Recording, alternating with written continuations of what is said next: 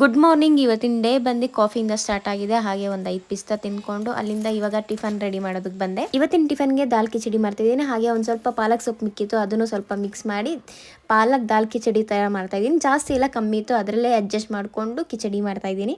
ಬೆಳಿಗ್ಗೆ 8:45 9 o'clock ಒಳಗೆಲ್ಲ ಬೆಳಿಗ್ಗೆ ಟಿಫನ್ ಬೇಗ ಮುಗ್ದೋಗ್ಬಿಡುತ್ತೆ ನಮ್ಮದು. ಸೂಪರ್ ಆಗಿತ್ತು ಎಕ್ಸಲೆಂಟ್, ಗೋಟ್ಲಿಗಿಂತ ಚೆನ್ನಾಗಿದೆ.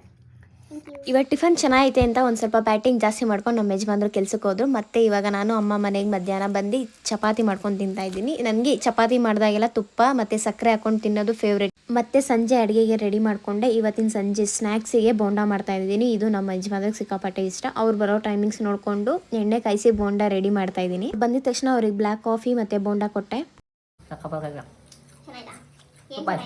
ಇವತ್ತು ಗುರುವಾರ, ಹಾಗಾಗಿ ದೇವಸ್ಥಾನಕ್ಕೆ ಬರೋಣ ಅಂತೇಳಿ ರಾಘವೇಂದ್ರ ಸ್ವಾಮಿ ಮಠಕ್ಕೆ ಬಂದು ದೇವ್ರ ದರ್ಶನ ಮಾಡ್ಕೊಂಡು ಪ್ರಸಾದ ತಿನ್ಕೊಂಡು ಅಲ್ಲಿಂದ ಇವಾಗ ನಾವು ಅಮ್ಮ ಮನೆಗೆ ಬಂದ್ವಿ. ನಾವು ಬರ್ತಿರೋದು ನೋಡಿ ನಮ್ಮ ಪಾಪು ಓಡೋಗಿ ಬಚ್ಚಿಕೊಂಡ್ಲು. ಅವಳನ್ನ ಹುಡುಕಿ ಅವಳನ್ನ ಮಾತಾಡ್ಸ್ಕೊಂಡು ಅವ್ರು ತಂದಿರೋ ಪಾನಿಪುರಿ ತಿನ್ಕೊಂಡು ಅವಳ ಜೊತೆ ಸ್ವಲ್ಪ ಹೊತ್ತು ಆಟ ಆಡಿ ಮತ್ತೆ ಮನೆಗೆ ಬಂದು ಊಟ ಮಾಡಿದೆ.